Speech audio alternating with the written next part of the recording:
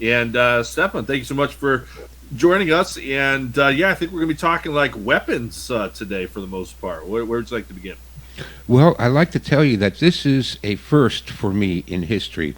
All the 20 years I've been doing interviews and offering advice on survivalism, I have never discussed firearms. And there's a good reason for that, and that is because I live in a communist dictatorship, and our glorious leader, who is the son of a notorious communist dictator and mass murderer, has again recently just gone on television and said that under no circumstances are people of my country, and I can't even name the country, I'm going to get in trouble for all of this. Um, it's the Great Red North. Schmanada.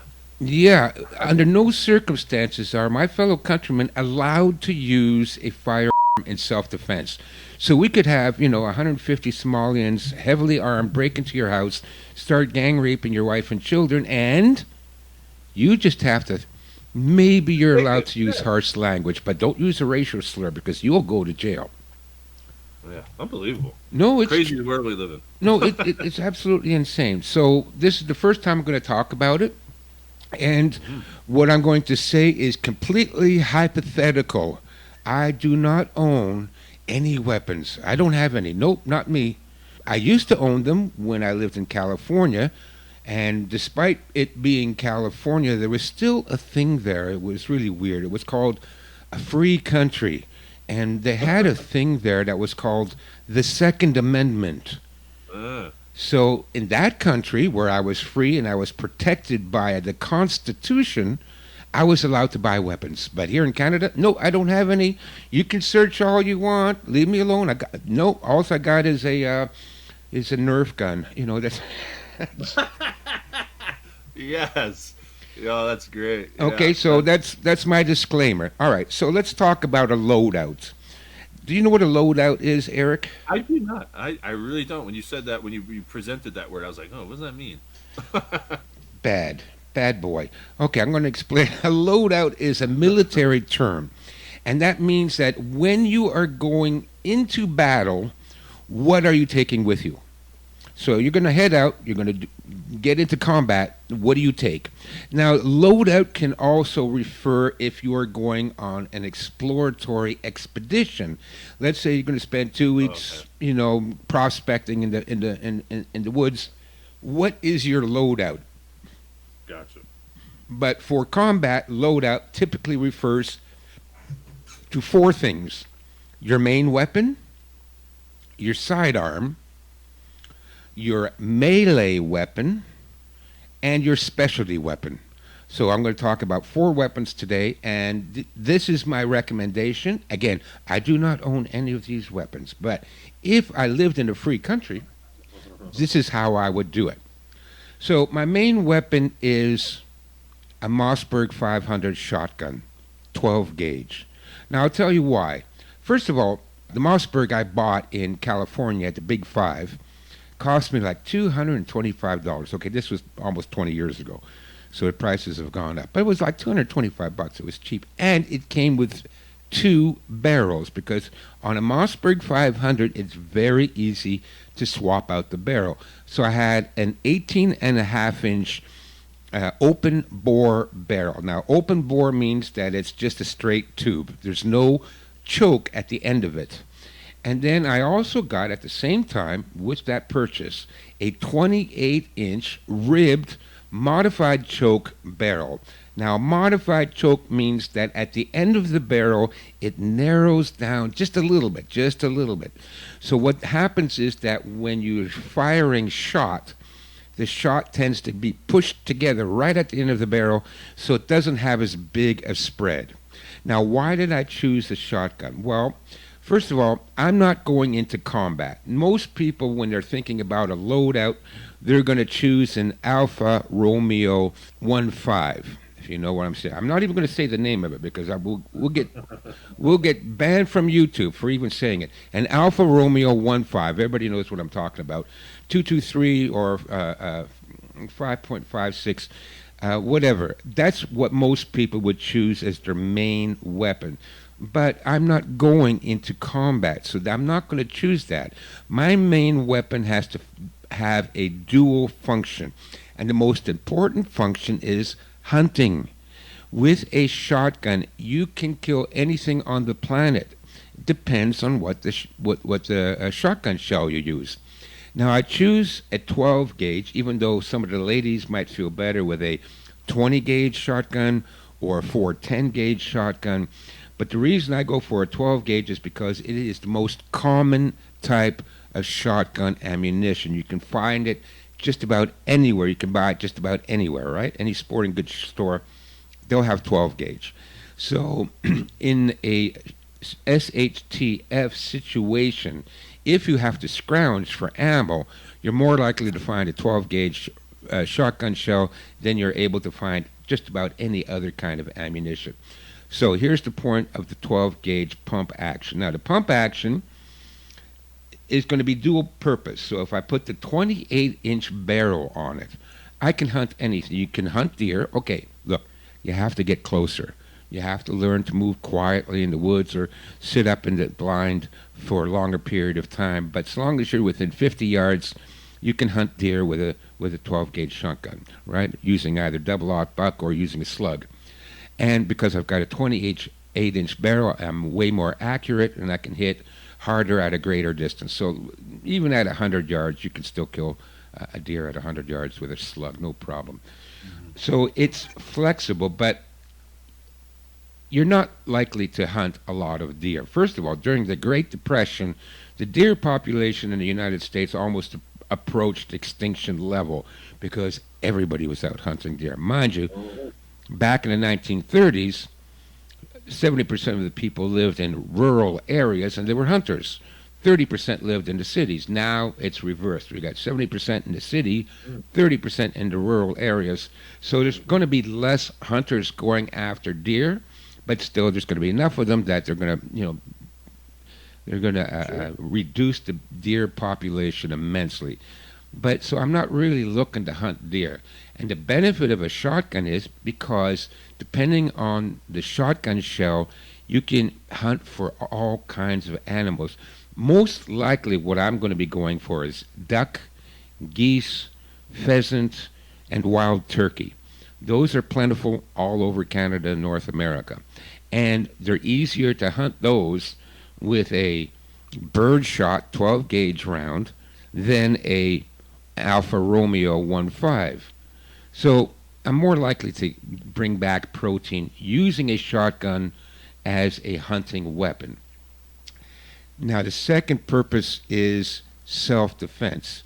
So what I can do then is take off the 28-inch barrel, put on the 18-inch barrel, load it up with either slugs or double-aught, and now I am a menace to society. You will easily take down human beings at 50 to 100 yards with that arrangement, and you're less likely to miss, right? Because you have this spread of the shotgun pellets, and it will spread wider with a 18-inch barrel than with an Alfa Romeo 1.5.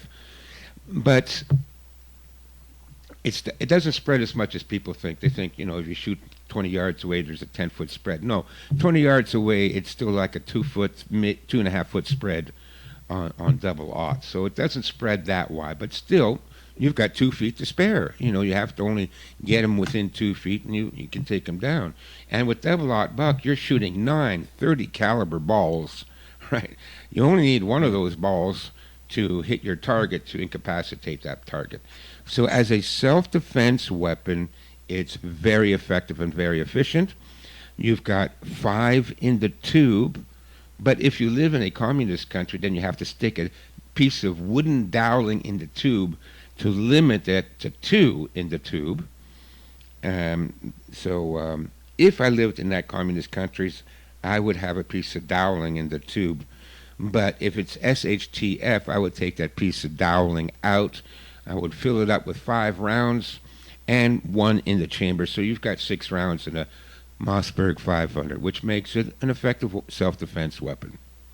Okay. Good stuff. All great stuff. Yeah, I'm learning here. Good. Yeah, no, like if I could buy only one weapon, it would be a shotgun because it's so adaptable. You know, you can use it for hunting, you can use it for self-defense, you can hunt big game, you can hunt rabbit, you can hunt squirrels, you can hunt porcupines and birds, and you know, you can cover everything with a shotgun.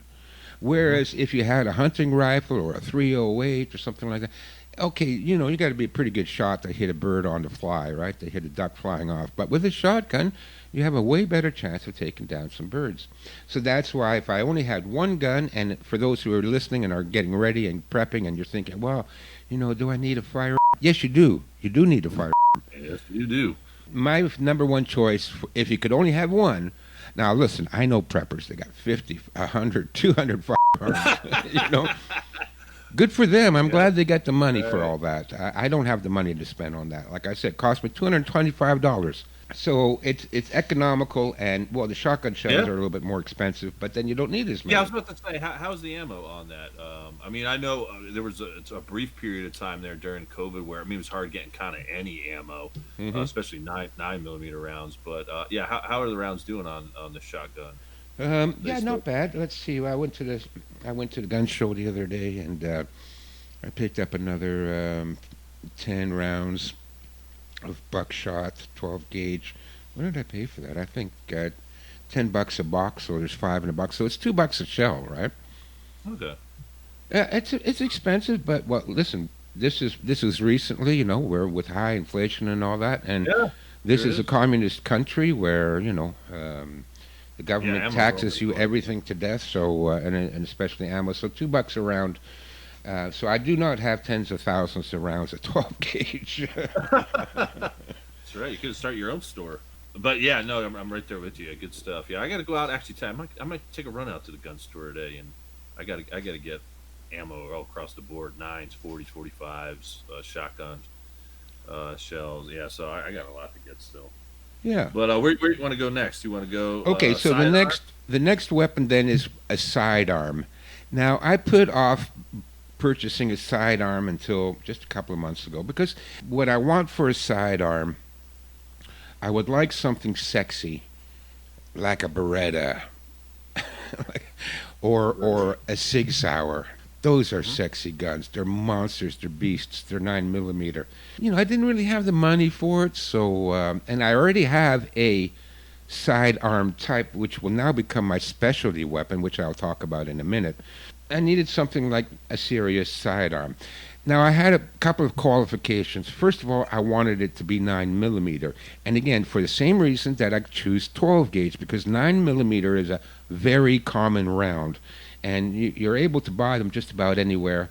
And if you're going to scrounge or if it's SHTF, you know, that's what the police departments use, that's what the military uses. So there's always lots of 9 millimeter usually around. So I wanted 9 millimeter.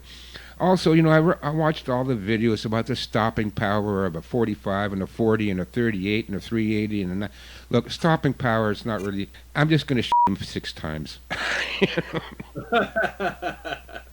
That will stop anybody. Even a 22 will stop somebody with a 22. They're not going to be too excited to keep going.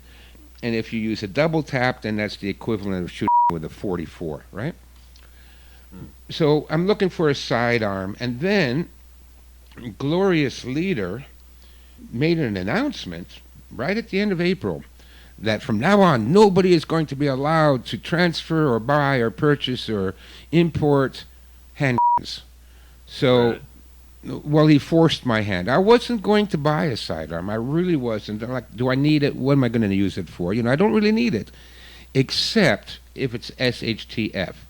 So then, okay, I was forced to purchase one. And even though I would have liked a Beretta or a Sig or something like that, I can't afford those. Those are expensive.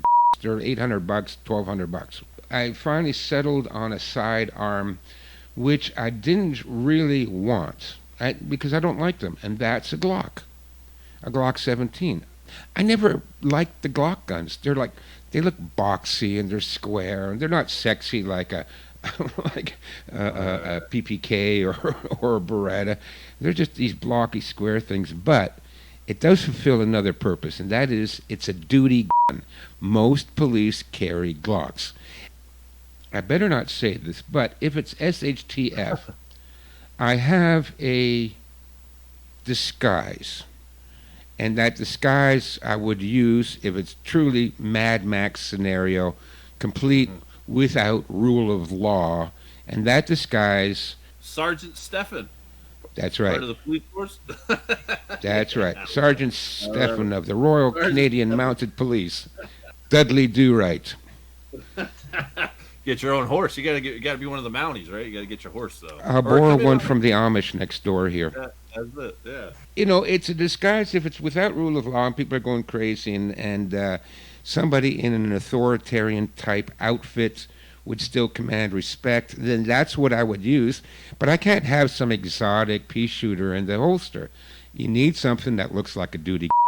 So, anyways, I got the Glock, and it's grown on me. I can see now why people like it. No safety. Nothing is sticking out of it. You can draw it. It's not going to snag on anything. It's pretty basic. The trigger pull, okay, it's not the greatest trigger pull. Who cares? You just pull the trigger, right? Like, I'm not doing target shooting or trick shots or anything like that. You're just going to pull the trigger. So my sidearm is then a 9 millimeter Glock 17. So that's part of my loadout. Okay, now melee weapon. Melee means hand-to-hand combat. So what am I going to carry if I have to get into hand-to-hand combat? I looked at the machetes. I've got a couple. No, I got one. I got a big kukri, cold steel kukri. It's a mean-looking black, big-bladed and all that. I took it out in the woods to try and chop branches and wheeled it around and all that. I don't like it. I'm not going to, if I'm getting into a hand-to-hand combat, I'm going to pull out a machete. I mean, you're going to be turning people into hamburger, and I don't really want to do that. Same thing, I won't carry a knife because there is no gentle way to subdue somebody with a knife or a machete. You got to cut them. You got to make them bleed. You're taking chunks out of them with those types of weapons, and really, that's just not what I want to do. I really don't want to get covered in blood in a bloody hand-to-hand combat with machetes and knives. It's too ugly for me. The other alternative is something like a tonfa, which is what the police department carry.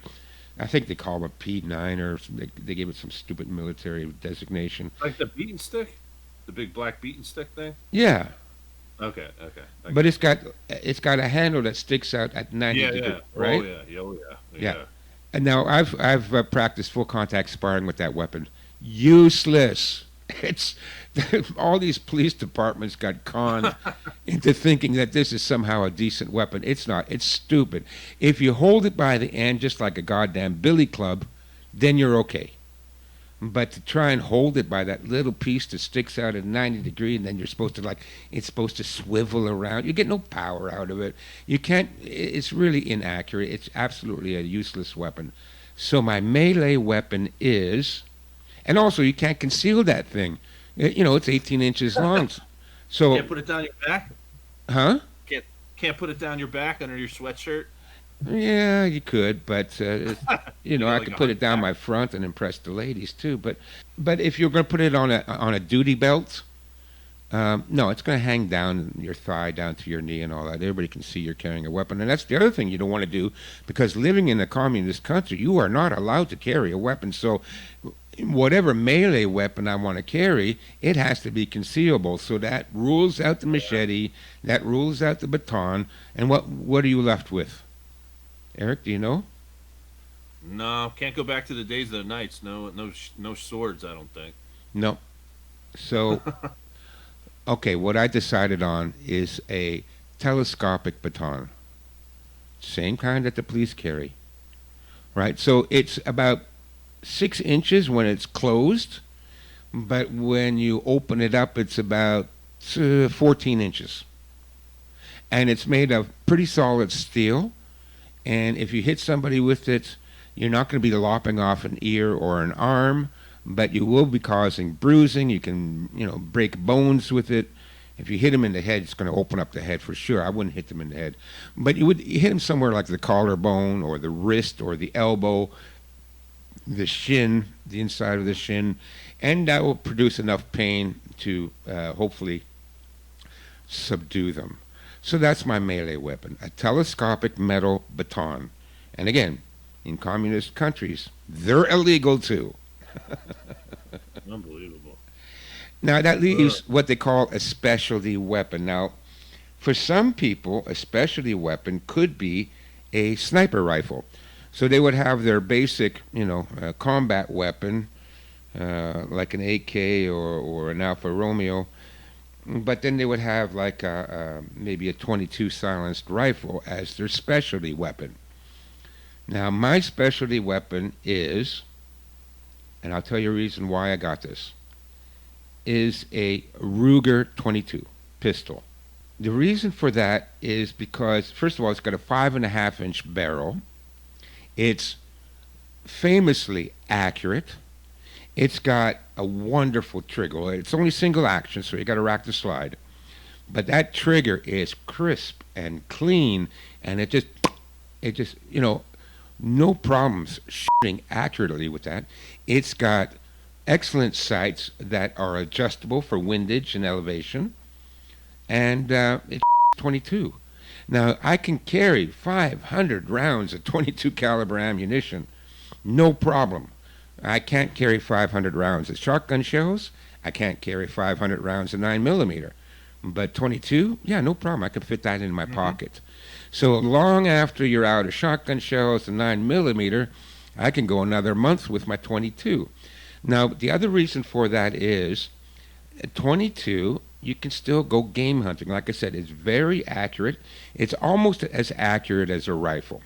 And so you can still get squirrels and rabbits and possum, small game. You can easily take those with a 22 caliber pistol, especially with a 5.5-inch barrel. You can also carry tons and tons of ammunition, so it makes it way more practical. If you go hunting, between the shotgun and the 22, I probably would try and take it with a 22 rather than spend $2 a shell on the shotgun, right? You only use the shotgun when you're shooting at something that's worth it. But for small game, you're better off with the 22. The final two reasons for the 22 caliber pistol is it's concealable. Now again, we don't know what we're going to go into. So it might not be practical for me to carry a full loadout out into the streets, especially if it's without rule of law. We read those stories about what happened in Bosnia, that it was run by the gangs, okay? The whole city was in chaos. Gangs ran everything. They were everywhere. All they were doing is running around raping, murdering, stealing. And if they saw you with a weapon, they would follow you home. They weren't intimidated by the weapon because there was 8 of them and they had weapons. So they would follow you home and they'd wear you down through attrition and they would steal your weapon. So in certain situations, you do not want to walk down the street showing that you have a weapon, even if it's legal to do so, even if it's something you want to do for self-protection, because the street gangs, there's more of them and they're more vicious and they're more violent than you are. So if they see you with a weapon, they are going to target you.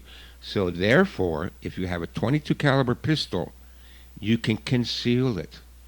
That's why I like that as a specialty weapon, okay? Still last resort. I mean, you could still go down the street. Nobody knows you're carrying. But if you're approached by a street gang, pull it out, defend yourself, run. That is probably your best option to carrying a long rifle down the street. One last thing. When you're in this kind of a situation, we don't know what's going to happen, how bad it's going to get. To improvise a suppressor for the 22 caliber pistol is really easy. It's a piece of PVC pipe and hose clamp. That's it, right?